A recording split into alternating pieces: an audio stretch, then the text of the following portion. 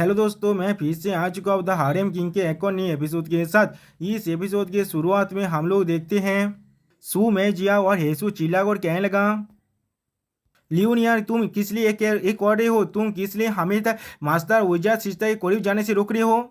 जो सुनवा एमसी थोड़ा सा घबराते हुए कहने लगा, तुम दोनों बेवकूफ हो क्या? तुम अभी भी नहीं समझ पा रहे हो क्या एक नॉर्मल लेवल 20 का मैच लेवल 26 का बॉस को अकेले ही मार सकता है? वो डेमन वाल से एक असली डेमन है जिसने गेम के अंदर आ चुका है।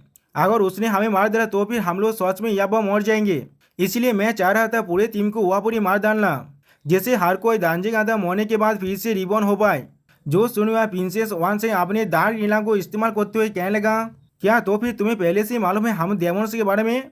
मैंने सच में तुम्हें कमजोर समझ लिया था और सिस्टम पहले से मालूम चलता है एमसी इस डार्क किलम के अंदर अपने टेलीपोर्टेशन आइटम को इस्तेमाल नहीं कर सकता।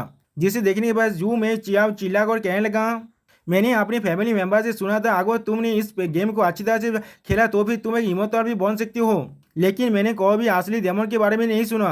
क्या वो सारी तो एनपीसी नहीं है जिन्हें जियांग जिया ने कैद किया था और वो लोग प्यास को हार्म नहीं करते? जो सुने भाई हेसू थोड़ा सा घबराते हुए कहने लगा, मुझे अभी अभी अपनी फैमिली मेंबर से नोटिफिकेशन मिला है जहाँ पर कहा जा रहा है इस गेम के अंदर बहुत सारे डेमोन्स आ चुका है। अगर तुमने तो तुम्हें उन डेमोन्स में से किसी ने मार डाला तो भी तुम कभी रिबॉर्न नहीं हो पाओगे। उन लोगों ने मुझे सतर्क रहने के लिए कहा था। मैंने नहीं सोचा था मैं उनसे आज ही मिल जाऊंगा। और फिर हमें दाजी का क्लासरूम का सीन दिखाई दे जहाँ पर दाजी हमसे कहने लगा, इमोटल्स के पास भी आपने तो खुद की फैमिली के डिसीजन थे इस सेकुलर वर्ल्ड के अंदर। जब उन्हें इस गेम के बारे में मालूम चल गया तो अब उन लोगों ने अपने फैमिली मेंबर को यही सारी चीज़ बता दिया। जब भी कोई मेजर इवेंट आता है तो अब वो लोग अपने डिसीजन के सपने में आकर उन्हें सब कुछ कह देता है। उसी को हमें दिखाया था एक लड़की के स्वप्न में एक इमोटल आकर उसे सब कुछ बताने लगा। अब जो सुनने के बाद मीर से फैंक को यार थोड़ा सा शर्मा तो एमसी से कहने लगा, लियोन यार मुझे माफ कर देना, मैंने तुम्हें गलत समझ लिया था। आप एक साथ काम कर इस मस्ता को पहले रिपेयर करते हैं और ये चीज़ को खत्म होने के बाद मैं तुम्हें बाद में इसके लिए रिपेयर जरूर करूँगा। जो सुनी बात साओ में जिया कहने लगा था, हेसू और मैं भी तुमसे माफ़ी मांगना चाहता हूँ। जब तो तुम उसे मार पाओगे हम लोग तुम्हें तो कुछ भी करने देंगे उसके साथ। जो सुने भाई एमसी थारकी की तरह फेस बनाते हुए कहने लगा, क्या तुम लोग सीरियस हो? अगली वो हेसू अपने एल बुलेट रेन को इस्तेमाल करते हुए कहने लगा, सीरियसली तुम्हें पहले एक बेहतर सोल्यूशन के बारे में सोच रहे अपनी रियल एबिलिटी को दिखा कर, वरना हम सभी या वो मरने वाले हैं। और उसी वो हेसू शर्मा तो अपने मन में कहने लगा, अभी हम लोग सिर्फ अपना बेस दे सकते हैं यहाँ पर। मैं आशा करता हूँ फैंक ने पहले जो कहा था ये लड़का बहुत ज़्यादा ताकतवर है वही होना चाहिए यहाँ पर। लेकिन अगली पर हम लोग देख पाते प्रिंसेस वन से उन पर अटैक करते हुए कहने लगा, तुम्हारे ये चिट्ठी ने कैसे सोच लिया तुम मेरे जैसे एक प्रिंसेस को हरा पाओगे? तुम लोग सिर्फ सपने देख रहे हो और मरने के लिए तैयार हो जाओ। उसी वो हम लोग देख पाते हैं प्रिंसेस वन सेन के सिर्फ ओरा रिलीज करने की वजह से मिस पैंक और बाकी सारे लड़कियों का हालत बहुत ज़्यादा बुरा हो चुका है यहाँ पर। और फिर अगली पर हम लोग देख पाते हैं हर किसी एचपी यहाँ बहुत ज़्यादा कम हो चुका है सिर्फ एमसी को छोड़कर। उसी वो मिस पैंक को यार कहने लगा, क्या ये एक असली डेमन का ताकत है? अगर ये मेरे एंसेस्टर की लाइफ सेविंग आइटम की वजह से नहीं होता तो फिर मैं अब ये मर चुका होता। जो सुने में हेसू रोते हुए कहने लगा, हम लोग अभी अब क्या कर सकते हैं? क्या हम लोग यहाँ पर मरने वाले हैं? और एमसी थोड़ा सा घबराते हुए प्रिंसेस वन सिंह की तरफ देखने लगा। उसी पर हम लोग देख पाते प्रिंसेस वन सिंह अपने पावर को रिलीज करते हुए कहने लगा, किसी भी मोहताब का साहस भी कैसे हुआ इस प्रिंसेस को चिल्लाने क्या तुम लोग मरना चाहते हो? अगली पॉल एमसी चिल्ला कर कहने लगा, साहब जो जबाजी मैं अपनी तुम्हारे लाइफ सेविंग मैजिक वेपन पर रिलाई कर रहा हूँ यहाँ पर। और उसी को हम लोग देख पाते एमसी मैजिकल वेपन जिसे जू बाजी ने दिया है उसके डिफेंसिव मिरर को इस्तेमाल करने लगा, जिसके वजह से हम लोग देख पाते साओ बाजी का एक बहुत बड़ा ओरा से बना हुआ धर्मावधि आज था एमसी के सामने, जिसने आसानी से प्रिंसेस वन सेंग के सारी अटैक को रोक पा रहा है। और भी एमसी बाकी सारे को चिल्ला कर कहने लगा, एक डेमन जो उसके लेवल पर है वो कोई ऐसा चीज़ नहीं है जिसे कोई भी ओदियानी प्लेयर संभाल पाए। तुम तीनों इस प्रोटेक्टिव शील्ड के अंदर ही रहना और कोई भी तो रेसली एक्ट मत करना। जो सुने हुआ प्रिंसेस वन से उस बैरियर पर अटैक करते हुए कहने लगा, मेरे लिए इसे तोड़ दो। और भी एमसी उस प्रोटेक्टिव बैरियर से बाहर निकलते हुए कहने लगा, अब हम सभी अगर यहाँ पर चुप कर रहे तो फिर हम लोग यहाँ पर एक देर में फंस जाएंगे और इसीलिए अभी मेरे पास और कोई भी चॉइस नहीं है यहाँ से बाहर निकल कर अपना बेस देने के अलावा। शायद इसके वजह से यहाँ पर हमारे लिए एक छोटा सा आशा हो सकता है। जो सुनी हुआ मिस बैंक को यार चिल्ला कर कहने लगा, नहीं मैं भी तुम्हारे साथ मिलकर फाइट करना चाहता हूँ उससे। जो सुनी के बाद एमसी उसकी तरफ देखते हुए कहने लगा, फैंक को यार मुझे माफ़ करना था इस तरह से बिलांत होने के लिए, लेकिन अभी प्रिंसेस वन से ने जो अटैक किया था मैंने देख लिया तुम लोग उसके खिलाफ फाइट करने के लिए कुछ भी नहीं कर सकते। अगर तुम मेरे साथ बाहर जाओगे तो भी तुम मुझे होल्ड बैक करोगे। जो सुनकर मिस्टर फ्रैंक हुआ थोड़ा सा जो शॉक हो जाता है और फिर कुछ भी नहीं कह पाता। अगली पर हम लोग देख पाते मिस फ्रैंक यहाँ पर रोने लगा और फिर एमसी साहब देखते हुए कहने लगा, मैं फ्रैंक को यार कसम खा रहा हूँ तो मैं जिंदा होते भी तुम्हारे रहूँगा, मरने के बाद भी तुम्हारे रहूँगा। इस वक्त से मैं तुम्हारा असली वाइफ हूँ।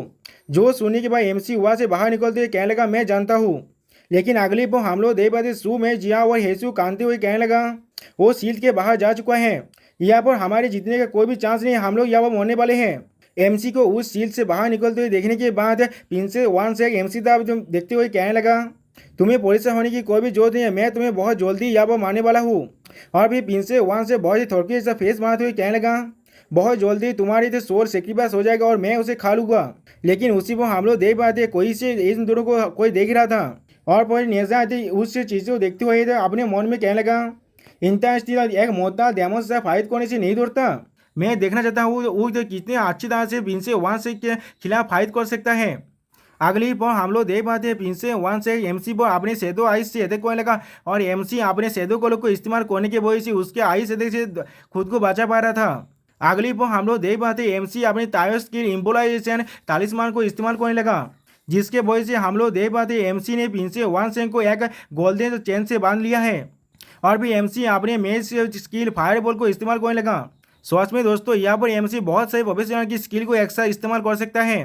अगली बॉल एमसी अपने सेदो जो टेक्निक है सेदो कॉलों को इस्तेमाल करने लगा, जो निंजा टेक्निक है।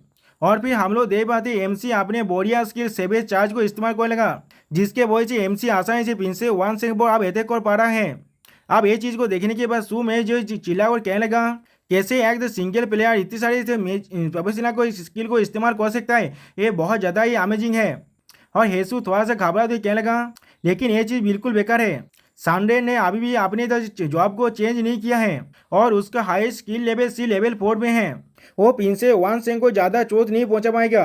और दूसरी तरफ इस फाइट को देखते हुए नेजा अपने मन में कहने लगा, हाँ सैंडर बहुत सारे स्किल को जरूर सीख सकता है, लेकिन वो सारे स्किल से लेवल 4 में ही पहुंच पाएगा और लेवल 20 के ऊपर के मोस्ता को थोड़ा सा भी डैमेज नहीं कर पाएगा। ये आदमी सच में बहुत ज़्यादा ही इडियट है। लेकिन अगली बार कुछ देखने के बाद नेजा बहुत ज़्यादा ही चौंकते हुए कहने लगा, ये चीज़ कैसे हो सकता है, क्यों ये हो रहा है। और दूसरा से हम लोग देख पाते हैं प्रिंसेस वन से का HP अब बहुत ज़्यादा ही कमने लगा। सच में दोस्तों इस बार एमसी एक हाई लेवल डेमन के साथ अकेले ही फाइट कर पा रहा है, जिसे देखने के बाद मिस मैन चौंकते हुए अपने मन में कहने लगा, यहाँ पर क्या चल रहा है, किस लिए उसका डेमेज इतना हाई है, क्या मेरा आदमी इतना ताकतवर है। और फिर अगली बार मिस मैन शर्माते हुए बहुत ज़्यादा ही खुश होता है। और दूसरी तरफ सू में जो बहुत ज़्यादा खुश होकर कहने लगा, सच में वो हमारे माइथोलॉजी से एक ग्रेट मॉन्स्टर है, लेकिन लियोन यान सिर्फ एक मोर्टल है, लेकिन फिर भी वो प्रिंसेस वन से को इतनी आसानी से हारा पा रहा है। और हेसूस शर्माते हुए कहने लगा, कितना ज़्यादा कूल है। अगली बार वो दोनों लड़की बहुत ज़्यादा ही अजीब से हरकत करते हुए कहने लगा, लियोन यान हम लोग गलत थे। और दूसरी तरफ से हम लोग देख पाते प्रिंसेस वन से अपने मैजिक पावर को रिलीज करते हुए कहने लगा, डैम इट, तुम्हारे जैसे मोर्टल भाग का साहस भी कैसे हुआ मेरे जैसे प्रिंसेस को हाथ करने का। और फिर वो अपने पावर को बहुत ज़्यादा रिलीज करते हुए कहने लगा, कैसे एक लेवल 4 के स्किल का इतना ज़्यादा डैमेज हो सकता है। जो सुने हुआ एमसी खुश हुआ कहना, किसने कहा मेरा स्किल सिर्फ लेवल 4 में है, मैं आप कोई ऑर्डिनरी प्लेयर नहीं हूँ। उसी पर रायता हमसे कहने लगा, क्योंकि लियोनिया ने सक्सेसफुली आपने 9 एपेचूर को पूरी तरह से टेम्पर कर लिया है, जिसके वजह से उसके पास हिम्पन एपेयर के लाख आ चुका है और उसके हारे स्किल का लेवल अब +6 हो चुका है। अब इसकी वजह से एमसी के हारे स्किल लेवल 10 में पहुँच चुका है। और भी हमें एमसी के पास का सीन दिखाया था जहाँ पर एमसी बहुत ज़्यादा खुश था ये मैसेज को पढ़ने के बाद। अब अगली बॉल ये सुनने के बाद प्रिंसेस वन से अपने पावर को बहुत ज़्यादा रिलीज करते हुए कहने लगा, मैं इसका कोई भी परवाह नहीं करता तुम कौन हो, लेकिन अब मैं ऑल आउट जाने वाला हूँ तुम्हें मारने के लिए। सच में दोस्तों यह प्रिंसेस वन से कुछ ज़्यादा भी खतरनाक दिख रहा है। और फिर अगली बार वो एमसी को अटैक करते कहने लगा, पर्पल ड्रैगन डांस, जिसके वजह से हम लोग देख पाते बहुत से पर्पल ड्रैगन एमसी तब आगे बढ़ने लगा, जिसे देखने के बाद एमसी कुछ भी नहीं कर पाता। और नेजा थोड़ा सा घबराते हुए कहने लगा, क्या। और दूसरी तरफ मिस फ्रैंक हुआ रोते हुए कहने लगा, मेरे हाथ में थोड़ा सा केयरफुल रहना। और वो दोनों लड़की भी कहने लगा, थोड़ा सा केयरफुल रहना। और दोस्तों यहाँ पर इस वीडियो का दिया होता है, प्लीज़ सब्सक्राइब माय चैनल और like and share this video. Okay bye bye, सावनारा।